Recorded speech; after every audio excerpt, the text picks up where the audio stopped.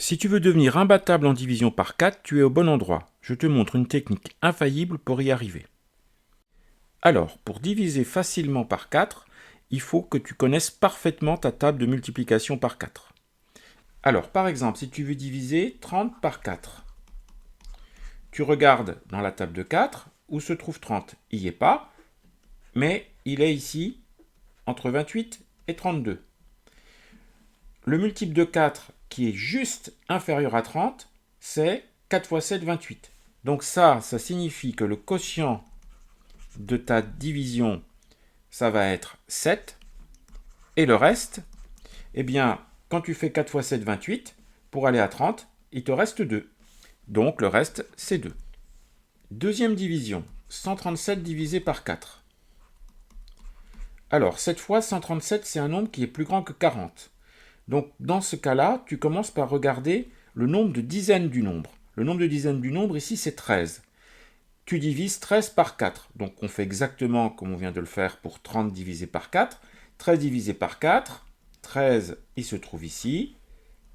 Le quotient, c'est 3.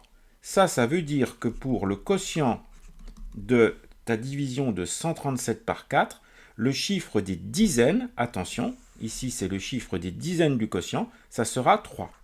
Et il y aura encore le chiffre des unités à trouver. Alors, une fois que tu as fait tes 4 fois 3, 12 dizaines, c'est-à-dire 120, tu les enlèves de 137. 137 moins 120, ça fait 17. Et maintenant, tu travailles avec 17.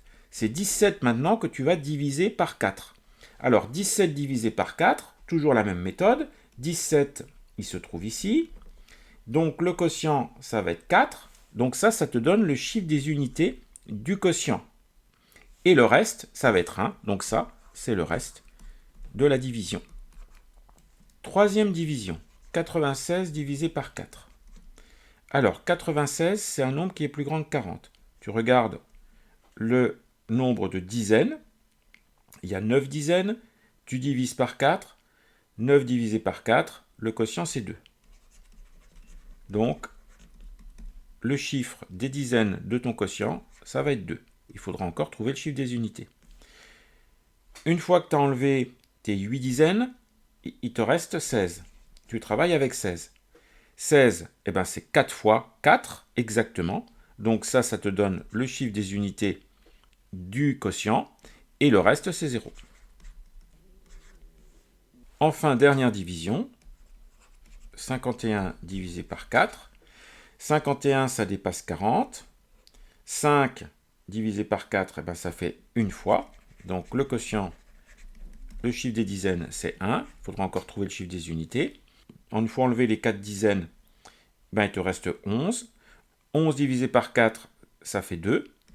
Et il te reste 3. Maintenant que cette première séquence est terminée, tu peux télécharger la fiche d'exercice dont je t'ai mis le lien dans la description de la vidéo. Tu peux mettre la vidéo en pause ou revenir plus tard pour voir les solutions. Séquence numéro 2, 12 divisé par 4. Alors 12, on sait directement que c'est 3 fois 4. Donc là, le quotient, c'est 3. Et le reste, c'est 0. Deuxième division, 81 divisé par 4. 81, c'est un nombre qui est plus grand que 40. On regarde le nombre de dizaines, il y en a 8. 8 divisé par 2, ça fait 4 et il reste 0. Donc, ça signifie que mon quotient, son chiffre des dizaines, ça va être 2. Et puis, comme il restait 0, il me reste juste 1. Donc, s'il me reste juste 1, je mets un 0 ici, et le reste, c'est 1. Troisième division, 67 divisé par 4. 67, c'est un nombre qui est plus grand que 40. Je regarde le nombre de dizaines. Il y a 6 dizaines. 6 divisé par 4, ça fait 1 et il reste 2. Donc le quotient, il va avoir un chiffre des dizaines qui va être 1. Et comme il me restait 2, je travaille après avec 27. 27, je le divise par 4. 27 divisé par 4, ça fait 6 fois 4 et il reste 3. Donc le chiffre des unités, c'est 6 et le reste, c'est 3. Dernière division, 150 divisé par 4. 150, c'est un nombre qui dépasse 40. Donc je regarde le nombre de dizaines. Il y a 15 dizaines dans 150. Je divise 15 par 4. Ça fait 3 et il reste 3. Donc mon quotient, son chiffre des dizaines, c'est 3. Il me restait 3, donc maintenant je travaille avec 30. 30, je le divise par 4. 30 divisé par 4, ça fait 7 et il reste 2. Ça fait 7 et il reste 2. Séquence numéro 3. Première division. 111 divisé par 4. Alors 111, c'est un nombre qui est plus grand que 40. On regarde le nombre de dizaines. Il y a 11 dizaines. On divise 11 par 4. 11 divisé par 4, ça fait 2 et il reste 3. Ça veut dire que mon quotient, le chiffre des dizaines, ça va être 2. Et comme il me restait 3, maintenant je travaille avec 31. Maintenant je divise 31 par 4. 31 divisé par 4, ça fait 7 et il reste 3. Donc je mets 7 ici et il reste 3. Deuxième division, 60 divisé par 4.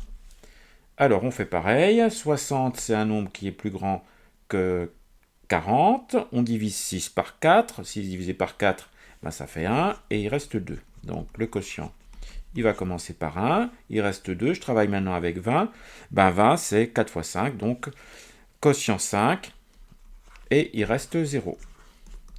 Alors après 60 divisé par 4, on peut savoir par cœur que ça fait 15. C'est pas forcément la peine là pour ce calcul précis de faire la méthode que je viens de te montrer. Troisième division, 26 divisé par 4. Alors là, on a un nombre inférieur à 40, donc on fait directement, donc 26 divisé par 4, 6 fois 4, 24, donc on va avoir un quotient qui va être 6, et donc il va rester 24 pour aller à 26, il va rester 2. Dernière division, 145 divisé par 4. Nombre plus grand que 40, il y a 14 dizaines. Donc on divise 14 par 4. 14 divisé par 4, ça fait 3 fois 4, 12 et il reste 2. Donc 3 fois. Donc quotient, il commence par 3. Et ensuite, il restait 2, donc on travaille avec 25. 25, c'est le quotient, 25 divisé par 4, ça fait 6, et il reste 1. Donc on écrit 6, et il reste 1. Séquence numéro 4. Donc, première division, 59 divisé par 4. Alors, 59, c'est un nombre qui est plus grand que 4, il y a 5 dizaines, on divise 5 par 4, donc ça nous fait une fois, et il reste 1. Donc le quotient, son chiffre des dizaines, ça va être 1. Comme il restait 1, maintenant on travaille avec 19. 19 divisé par 4. 4 fois 4, 16 plus 3. Donc ça va faire 4 fois et il reste 3. Deuxième division, 132 divisé par 4. 132 est plus grand que 40. Il y a 13 dizaines. On divise 13 par 4. 13 divisé par 4, ça fait 3, il reste 1. On travaille maintenant avec 12. 4 fois 3, 12. Bon, et ben voilà. Donc, c'est un multiple de 4, et donc il reste 0.